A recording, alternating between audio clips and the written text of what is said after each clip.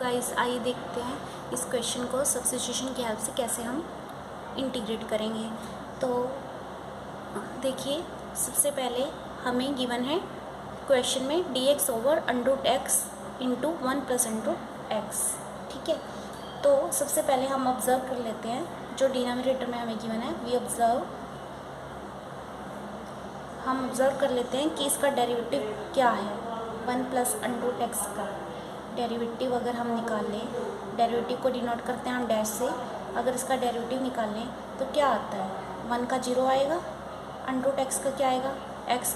Under x को हम x की पावर में 1/2 लिख सकते हैं, तो जो पावर होती है वो पहले लिख ली जाती है, x आता है एज इट इज़, और पावर में से -1 भी हो जाता है। पावर क्या थी 1/2, -1 हो जाएगा तो माइनस का 1/2 आ जाएगा। ठीक है, और फाइनली क्या आया, ये हमारे पास 1/2 अंडर x, क्योंकि पावर नीचे आके किसकी हो जाएगी, प्लस की हो जाएगी। जब प्लस की हो जाएगी तो उसे हम क्या लिख सकते हैं, x की पावर 1/2 हो तो उसे हम क्या लिख सकते हैं, अंडर x लिख सकते हैं। ओके, तो अब क्या करेंगे हम, अब एक चीज़ चेक करेंगे हम कि जो हमारे पास डेरिवेटिव आया है, जो हमारे पास डिनोमिनेटर का डेरिवेटिव आया है, क्या वो नोमिनेटर के इक्वल है। हम ये चीज़ चेक करेंगे। नोमिनेटर में क्या गिवन है, हमें 1/√x गिवन है, और हमारे पास डेरिवेटिव क्या आया, 1/2√x आया। तो क्या हम जो हमारे पास डेरिवेटिव आया है, हम नोमिनेटर को इसके इक्वल बना सकते हैं। नोमिनेटर क्या है हमारे पास, 1/√x ही तो है। नोमिनेटर में जो वैल्यू गिवन है वो क्या है, 1/√x है, और यहाँ भी 1/√x गिवन है। तो कमी किस चीज़ की है, ओनली 2 की है। तो हम एक काम कर सकते हैं, हम जो गिवन है हमें I = dx upon √x 1 plus √x, ये I के इक्वल हमने लेट कर लिया पहले। तो उसके बाद क्या किया हमने, उसके बाद हम एक काम करते हैं, यहाँ पे अगर मैं यहाँ पर 1/2 लिख दूँ और 2 से ही मल्टीप्लाई कर दूँ तो कोई फ़र्क पड़ा।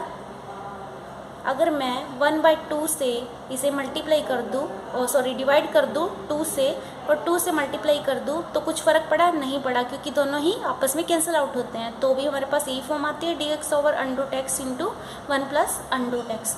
तो अब हमने ये काम क्यों करा, क्योंकि हमें ये डेरिवेटिव को नोमिनेटर के इक्वल करना है।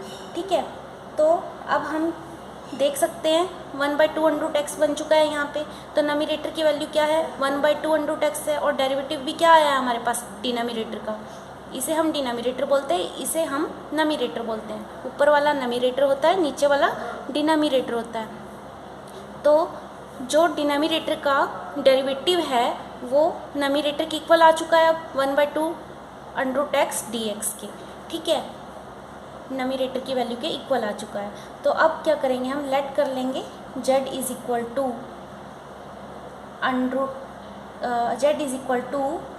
1 प्लस अंडर x। ठीक है, z = 1 प्लस अंडर x। तो जब हमने z = 1 प्लस अंडर x लिया, तो विद रिस्पेक्ट टू जब x हम डेरिवेटिव करेंगे तो क्या आएगा, लेफ्ट हैंड साइड पे आएगा dz ओवर dx। और 1 का डेरिवेटिव क्या होता है, 0।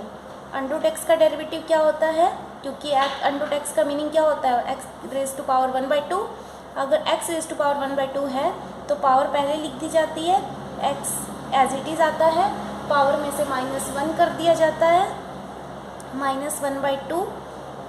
ठीक है, और ये किसके इक्वल आ गया, 1/2 अंडर x के इक्वल आ गया। ठीक है, और dz की वैल्यू क्या आ गई, 1/2 अंडर x इंटू dx, क्योंकि dx ऊपर जाके क्या हो गया, dx जो है ऊपर जाके कि राइट हैंड साइड पे कैसे लिखा जाएगा, dx ओवर 2 अंडर x। ठीक है, तो अब क्या करेंगे, dz की वैल्यू तो ये आ गई, z की वैल्यू ये थी, तो अब क्या करेंगे, पुट करेंगे, हम सब्स्टिट्यूट करेंगे। ठीक है, 2 तो एज इट इज़ आ जाएगा जो इंटीग्रेशन में दिया है। 1/2 अंडर x को 1/2 अंडर x dx को मैं क्या लिख सकती हूँ, मैं इसे लिख सकती हूँ dz। मैं इतने हिस्से को क्या लिख सकती हूँ, dz लिख सकती हूँ, मैंने लिख दिया। और 1 प्लस अंडर x को क्या लिख सकती हूँ, जो मैंने इक्वल लिया था, लेट किया था जेड की इक्वल, ऐसे लिख सकती हूँ, which is equal to constant है एज इट इज़ आ जाएगा। 1/z का इंटीग्रेशन क्या होता है, log z होता है प्लस कॉन्स्टेंट। अब 2